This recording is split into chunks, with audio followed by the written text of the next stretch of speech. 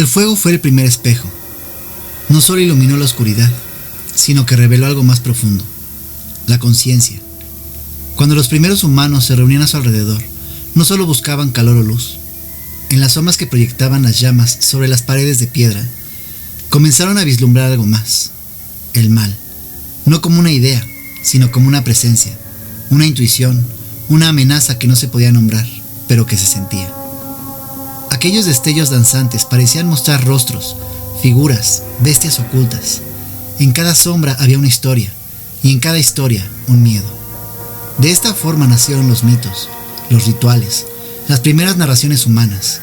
No eran cuentos para entretener, eran mapas para sobrevivir, intentos desesperados por dar sentido al caos, por explicar el dolor, la pérdida, la muerte.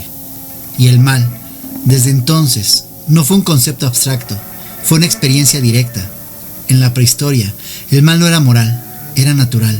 Era el hambre que vaciaba los estómagos, la sequía que secaba los ríos, el rayo que partía un árbol en dos. Era la serpiente que atacaba sin aviso, el rugido en la oscuridad, el cadáver que se corrompía sin explicación.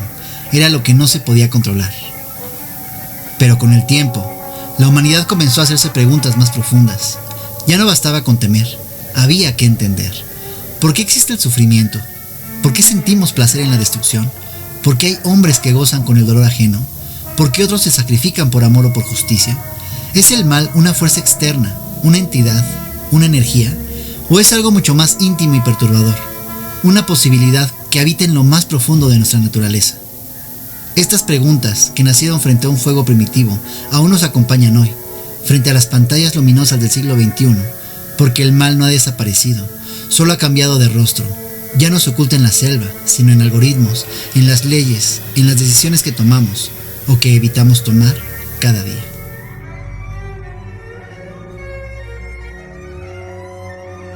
Las primeras civilizaciones no solo temieron al mal, lo narraron, lo mitificaron, lo convirtieron en símbolo, porque solo al narrarlo podían enfrentarlo, solo al darle la forma podían intentar contenerlo.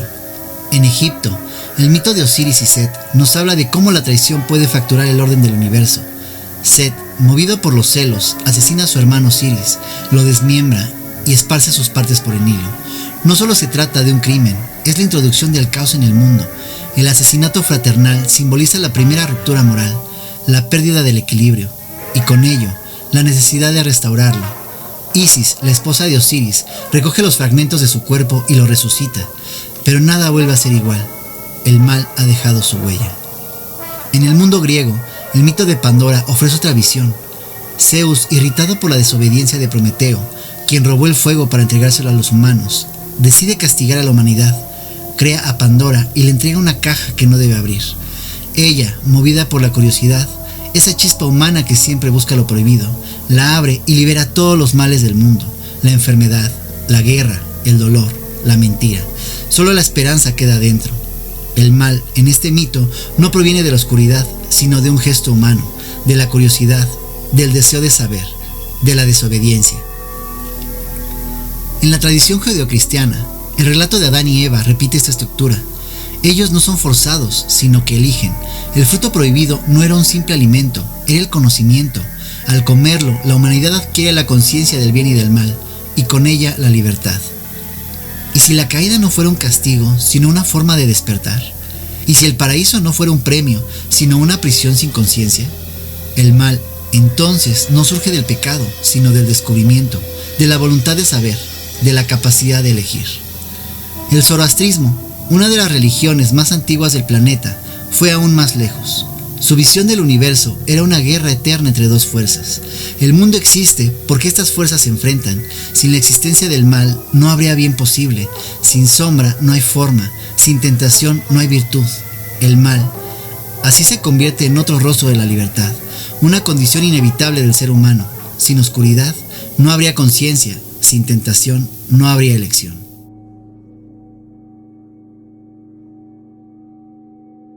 Desde que la razón comenzó a cuestionar la fe, la filosofía se convirtió en una herramienta para desmenuzar el mal, para comprenderlo, para definirlo, pero cada intento ha revelado más preguntas que respuestas.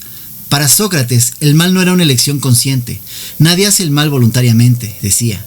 Quien actúa mal lo hace por ignorancia. la maldad, entonces sería un error del conocimiento, una falla de la comprensión. Pero esta visión optimista del ser humano se ha visto contradicha una y otra vez por la historia. Hombres sabios, cultos, instruidos han sido autores de atrocidades. ¿Y cómo podemos explicar esto desde la ignorancia? San Agustín, influido por la teología cristiana, propuso otra idea. El mal no es una sustancia, sino la ausencia del bien. Como la oscuridad es ausencia de luz, el mal sería una especie de vacío moral, una desconexión por la bondad infinita. Esta visión permite pensar que el mal no tiene entidad propia, que no es una fuerza activa, sino una carencia. Pero esta definición, aunque elegante, no explica su poder, porque el mal puede no tener forma, pero sí consecuencias devastadoras.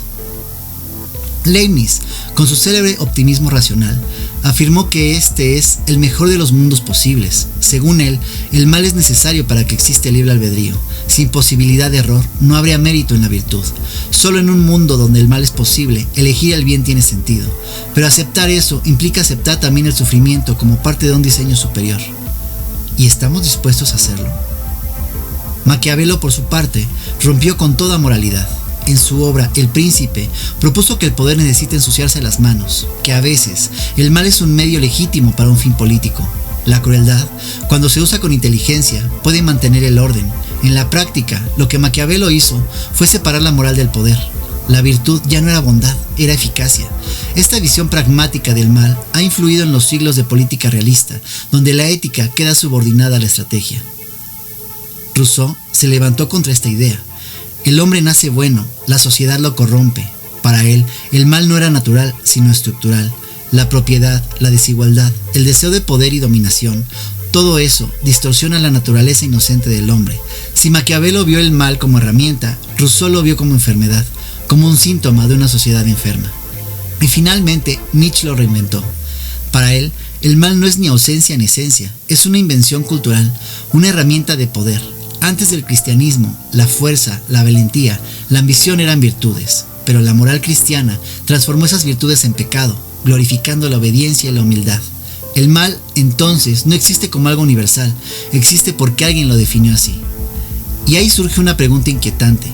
¿Quién decide qué es el mal? ¿La ley? ¿La religión? ¿El vencedor? ¿El sistema dominante? Quizá el mal no sea una fuerza sobrenatural, sino una palabra al servicio del poder, una etiqueta que se coloca sobre el otro, sobre el disidente, sobre el que incomoda. Y si esto es cierto, entonces el mal no solo nos amenaza, también nos organiza.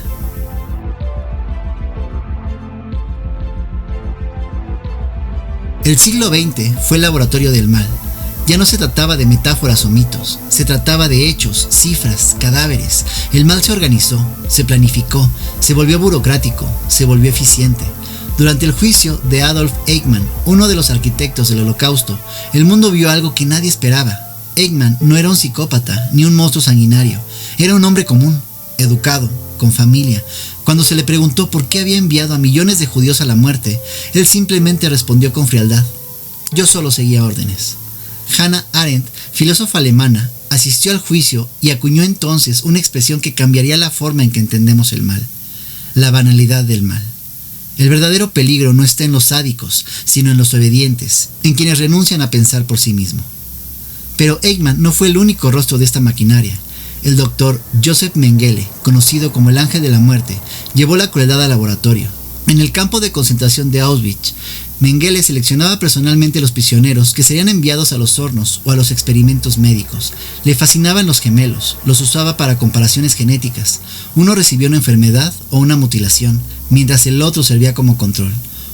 Cuando uno moría, el otro era asesinado y ambos cuerpos eran diseccionados para estudio. También inyectaba sustancias químicas en los ojos de los niños para intentar cambiar su color. Amputaba extremidades sin anestesia, realizaba trasplantes, experimentaba con hipotermia y esterilización. Todo en nombre de la ciencia. Mengele no gritaba, no mostraba ira, escuchaba música clásica mientras elegía quién viviría y quién moriría. El mal, con él, se volvió quirúrgico, preciso, lógico y frío. Después de la guerra, la ciencia intentó comprender cómo era posible que personas normales pudieran obedecer órdenes tan atroces. En 1961, el psicólogo Stanley Milgram, en la Universidad de Yale, realizó un experimento que marcaría la historia. Convocó a voluntarios bajo la apariencia de un estudio sobre aprendizaje y memoria. Un maestro debía aplicar descargas eléctricas a un alumno cada vez que respondía mal. En realidad, el alumno era un actor y las descargas eran falsas. El objetivo era medir hasta qué punto una persona común obedecería una orden que lastimaría a otro ser humano. El resultado fue aterrador. El 65% de los participantes aplicó la descarga máxima, creyendo que el otro gritaba de dolor. No lo hacían por odio ni por placer, lo hacían porque una figura de autoridad, un hombre con bata blanca, les decía: continúe, el experimento lo requiere. Milgram demostró que la obediencia puede ser más fuerte que la conciencia. En 1971, Philip Zimbardo, en la Universidad de Stanford, fue más allá. Reclutó estudiantes normales y los dividió al azar en guardias y prisioneros. Transformó el sótano de la universidad en una prisión simulada. El experimento debía durar 2 semanas. Se canceló en 6 días, debido a que los guardias comenzaron a abusar, humillar, castigar psicológicamente a los presos. Los prisioneros, por su parte, se sometieron con docilidad, perdiendo la noción de sí mismos. Zimbardo concluyó que el mal no depende solo del individuo, sino del contexto, que cualquiera, bajo las condiciones adecuadas, puede convertirse en verdugo. Estos experimentos demostraron una verdad incómoda. El mal no es un patrimonio de los monstruos, es una posibilidad en cada uno de nosotros, una posibilidad que se activa cuando dejamos de pensar, cuando obedecemos sin cuestionar, cuando el sistema nos da permiso para dejar de ser humanos.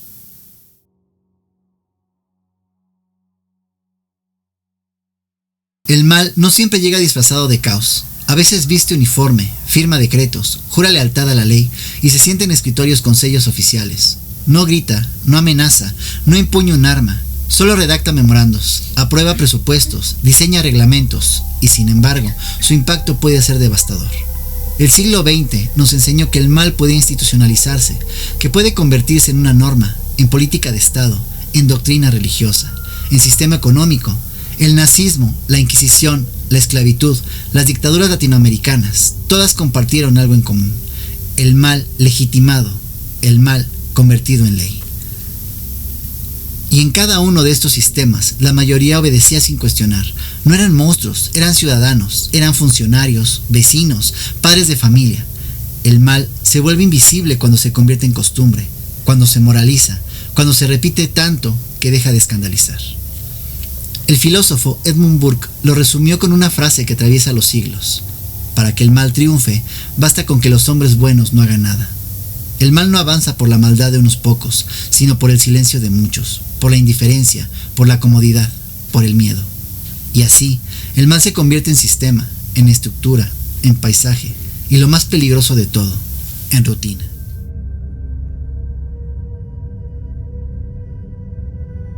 Pero hay algo aún más inquietante, algo que no siempre queremos admitir.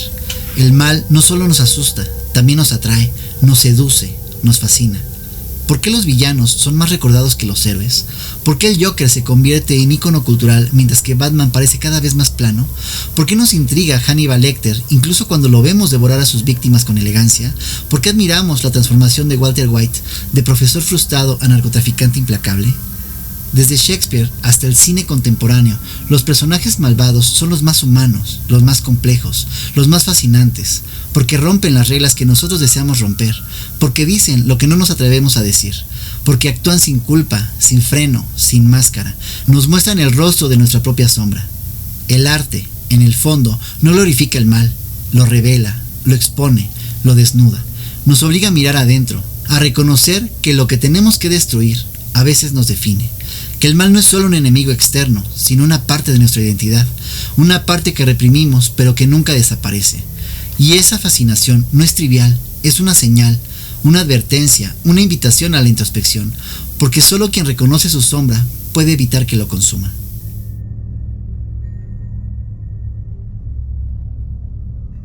El mal no siempre se manifiesta con violencia. A menudo se esconde en los gestos cotidianos, en la mentira que evita un conflicto, en la injusticia que toleramos porque nos conviene, en el sufrimiento ajeno que decidimos no mirar, en la broma cruel que reímos, en el prejuicio que no corregimos, en el silencio que nos protege y que protege al agresor.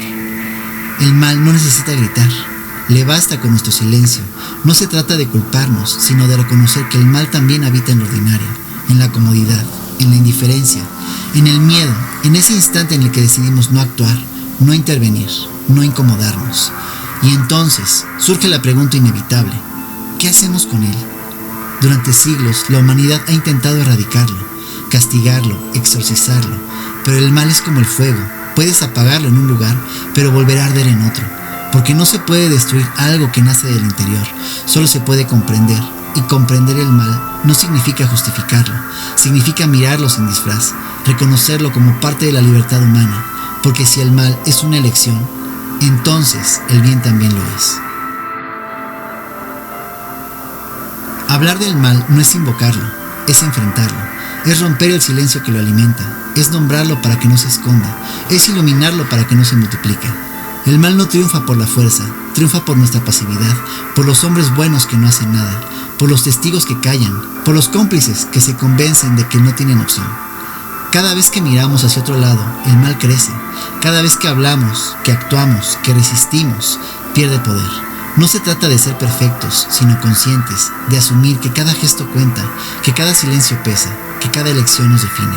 Porque el mal no se esconde en las sombras, se refleja en el espejo, y solo cuando lo reconocemos, comienza verdaderamente a morir.